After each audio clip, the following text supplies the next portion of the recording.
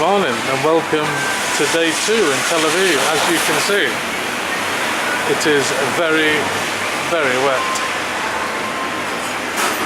The clock tower to my left that I've just shown is where you're supposed to be meeting in 45 minutes for a free walking tour.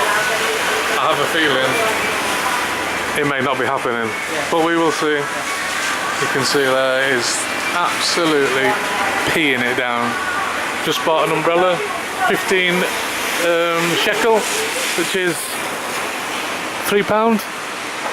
So yeah, let's have a drink, see what the next 40 minutes brings. Looks like it's happening then. The woman, as you saw, is stood right there. So we've got 10 minutes.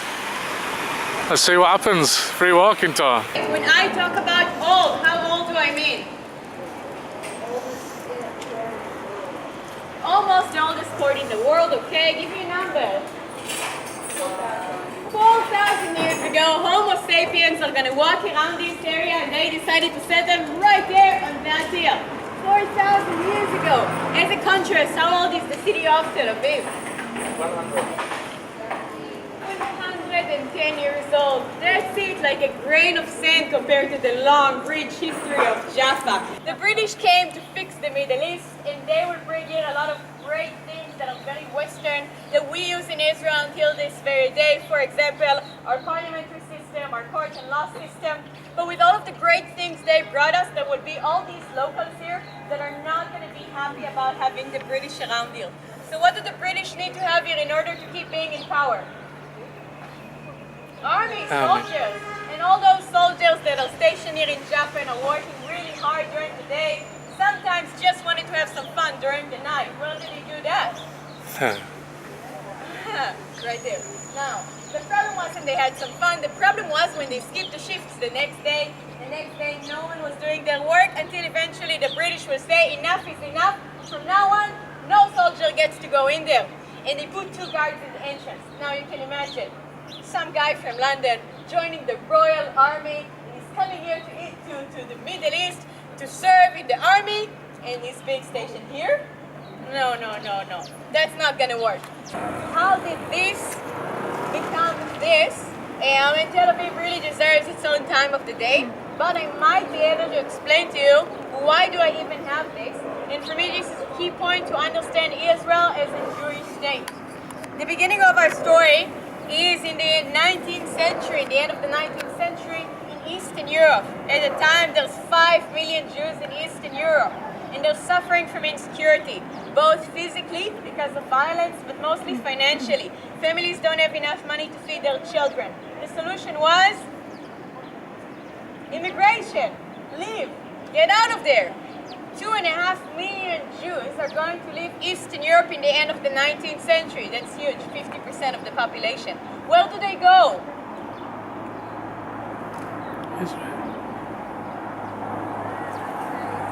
United States. The majority of them travel to America. They go to New York. They settle in America. Some of them will go to Canada if they didn't get a visa to America. Some will go to South America, like my family. Some will go to South Africa, Australia. And a small portion of the population will travel to their biblical homeland. What is the biblical homeland of the Jewish people?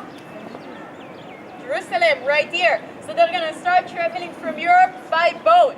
What is the main port of the land of Israel 150 years ago?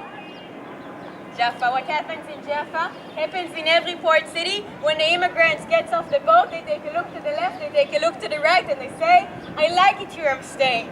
The Jewish population will grow immensely within the city walls until at some point they will spill to the north of the old city of Jaffa. Where are we heading, Pete? We're heading to the... Where we was yesterday, that's where we're heading. So we'll find out a bit more than just us two walking around it yesterday, not knowing nothing. I think we'll find a bit more out today. So, Armenian Orthodoxy, if you've never heard about this denomination, this is a prime opportunity to learn. The Armenians are going to be the first nation to accept Christianity as the religion of the kingdom, even before the Roman Empire will. That made them very proud, very devoted Christians that are very big into pilgrimage to the Holy Land. Now, where is the Holy Land to pilgrim to? Jerusalem. Now, already in the 5th century, Armenians are going to have theological disagreements with the mainstream of Christianity, and they will say, we want out. The mainstream of Christianity will say, well, you know, if you want out, when you come to the Holy Land, you cannot use our churches. And the Armenians will say, no problem. We will build some of our own. We've already learnt more than what we saw all day yesterday. We were just walking past all this yesterday, like up there. And yeah, I'm stopping and finding out a lot more now. Look at that sunshine. Oh, yes. It's like it's a different day. What do you think to the guide? It's good, isn't it? Very knowledgeable. Very few, that's where actually really good, is it? Yeah, very good. And we finally arrived to the very most important part. You guys can all hear me, right? Yes. And to the very most important part of the old city of Jaffa, the very beating heart of the city, the reason for its existence, which is the port. Now, guys, there are dozens of ports all along the coastline of the land of Israel. The question is, why is it that Jaffa is the only port city that has a SANDEMANs free tour in it? In other words, Jaffa, what makes you special? Maybe it's deeper.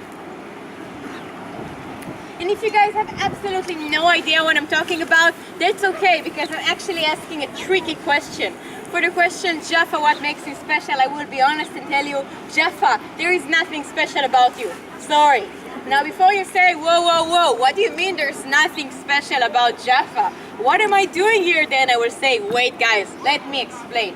There is a city in Israel which is really special. It is the holiest city for Judaism, holiest city for Christianity, third holiest city for Islam. What city? Jerusalem. Jerusalem is really, really, really special. By the way, in a show of hands, who here has already been to Jerusalem? Okay, amazing. For all the rest of you, I'm so excited for you. You're about to fall in love at first sight. Now, Jerusalem, absolutely beautiful, but Jerusalem has this tiny little problem. Jerusalem is inland. Jerusalem is not connected to the sea, it's not connected to a port, it's actually off the main highway. If Jerusalem ever wants to become a serious capital of a serious kingdom, they will have to make themselves more accessible for the rest of the world and adopt the closest port that can serve them, which is the port of Jaffa. Now let me just orient for you. We are looking at the west, to the direction of the Mediterranean. Jerusalem is like 50 kilometers this way up on the hills. Now, this connection, Jaffa-Jerusalem, will dictate the history of the two cities.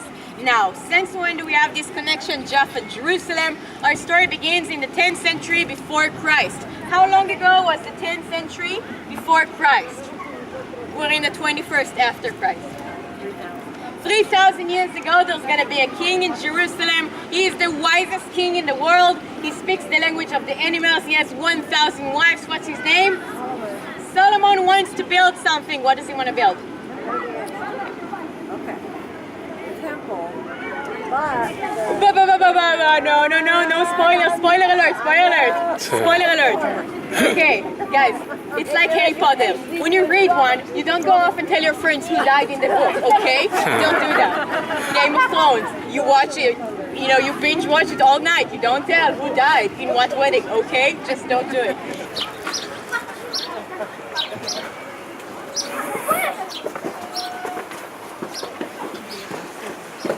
We finally got into the streets of the old city of Jaffa. We want to talk about who are the people that live here, and I want to zoom in to take a look at one of the houses that we have here. So I want you guys to take a look at the house behind me and tell me who lives in that house. Here. The house of Simon. Now, unfortunately, you're unable to read the rest of the sign because they're doing renovation over here. So you'll have to take my word for it. The rest of the sign says, the house of Simon the tanner. What does a tanner do for a living? makes hides, leather. So not to get too plastical for you, a tanner takes dead animals, takes off their skin, puts it in this chemical and that chemical, so it doesn't deteriorate until the final product is leather that you can make shoes, bags, jackets from. One of the chemicals they used to use was urine. So on a scale from 0 to smelly, how stinky is his job? Smells terrible. Typically, tanners lives in the city center in the outskirts of town. So far this tour has been absolutely fantastic. Yep, we've got another hour left of the tour, just having a little break. Highly recommended. The tour guide is called Stav, I think, or Sav. Very, very good. Yep. Little break in there. You can see the views. Incredible. The day's brightened up so much. Short little break over. Carry on.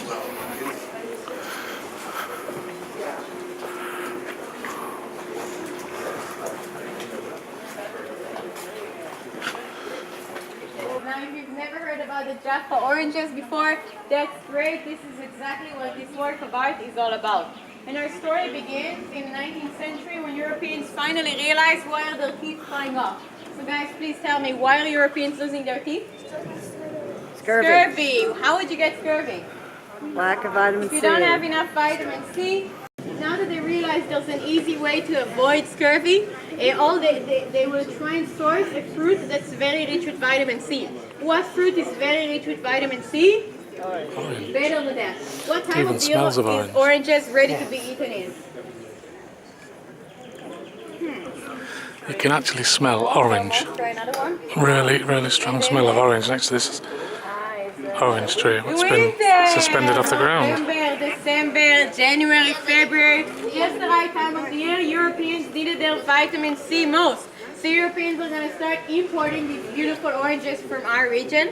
And the rule is, if there's demand, there must be more supplies. More and more and more farmers from all around Palestine are going to move to the area of Jaffa, planting more and more and more and more orange orchards. Why do they plant all their orchards so close to Jaffa? The port, so they can flip the orange off the tree, put it in a box and send it that very day to wherever they were wanting it in Europe. That man will move. I could get a really good shot. I don't want people And when everyone's done taking photos with the tree, we're going to take it right over here.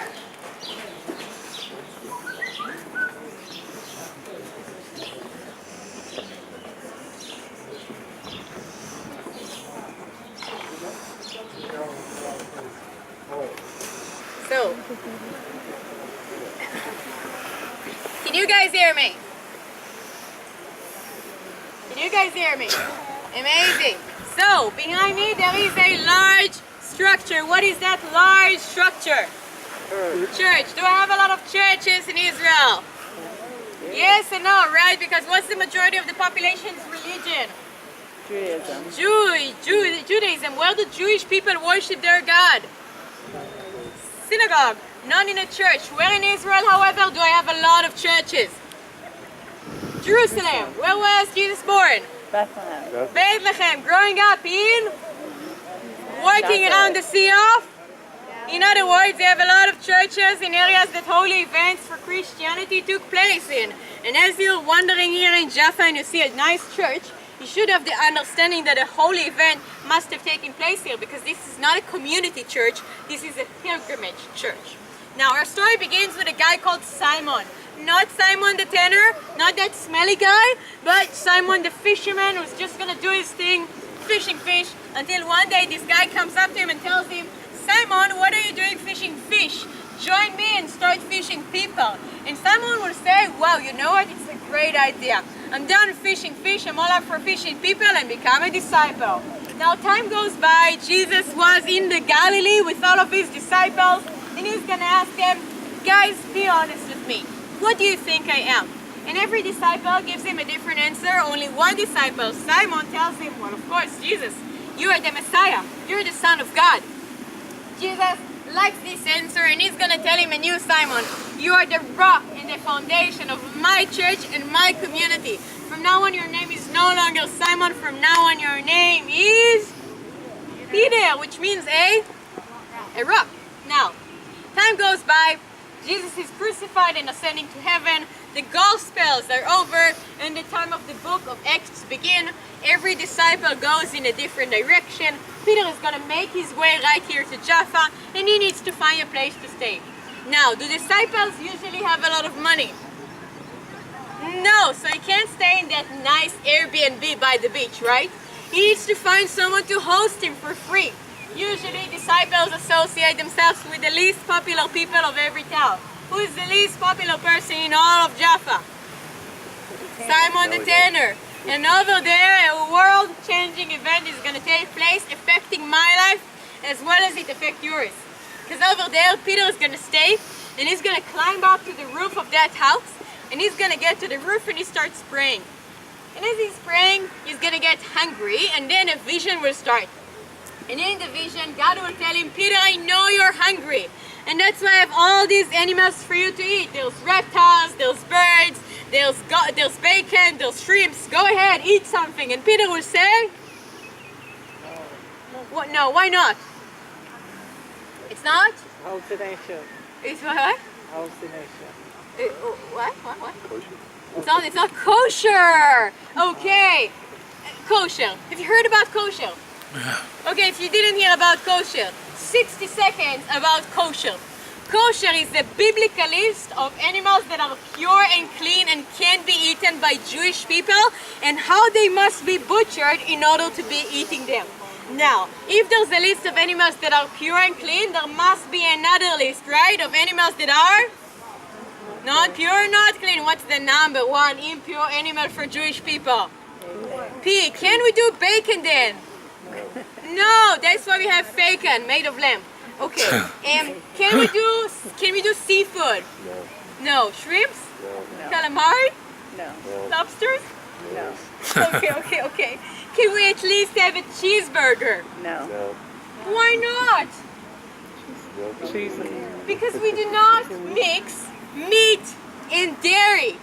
Now, you guys must be thinking, oh my God, these people are crazy. How do they survive?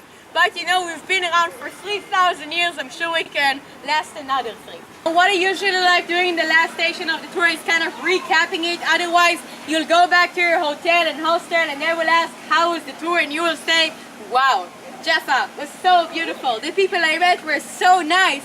The tour guide was amazing. But I don't remember anything from the tour. So we started out there by saying Jaffa and Tel Aviv, are they the same thing? Because how old is Jaffa? And how old is Tel Aviv?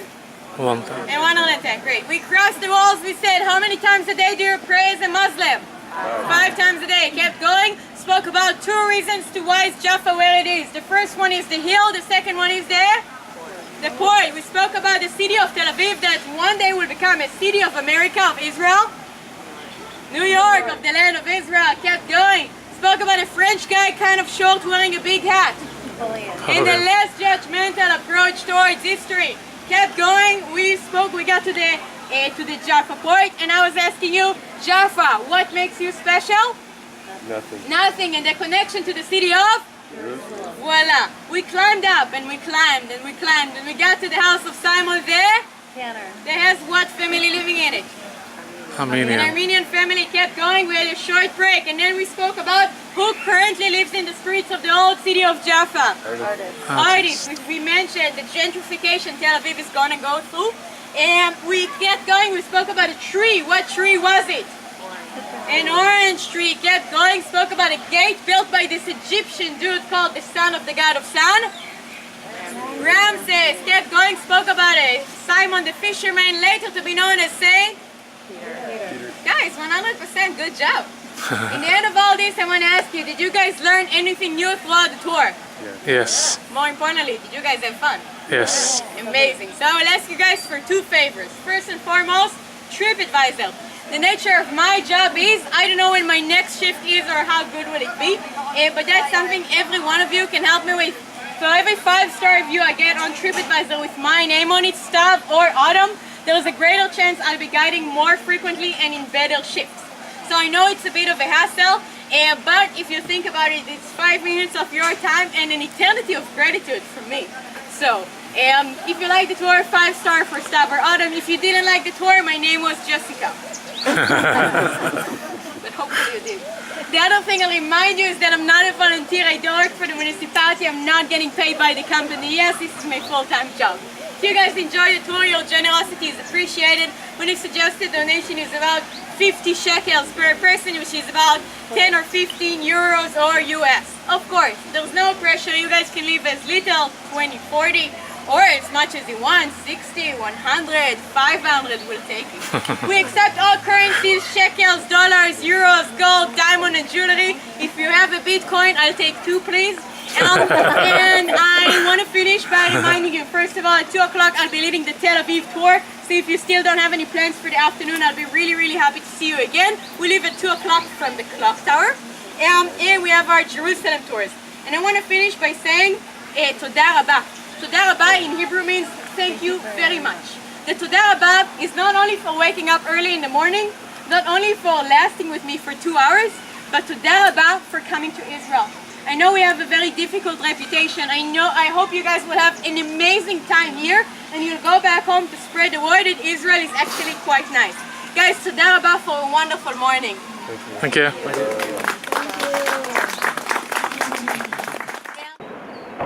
The tour is just finished. We're heading for something to eat. We haven't even had breakfast yet. That was fantastic. Absolutely, hold on. That was fantastic. Highly, highly recommend that. Her name was Stav. If you get her, very, very knowledgeable, very good. What do you think, Pete? Oh yes, very good. Really good, wasn't She it? got really good knowledge of everything she was Learned a lot as well. Yeah. A lot of stuff. What time is it? We started at 11. Yeah. We've just Yes. finished. Yeah, 2 hours and 15 minutes. Very good. Highly recommend that. Thank you very much for watching. Please like, comment, share and subscribe. And I'll see you all on YouTube very, very soon. Goodbye, everybody.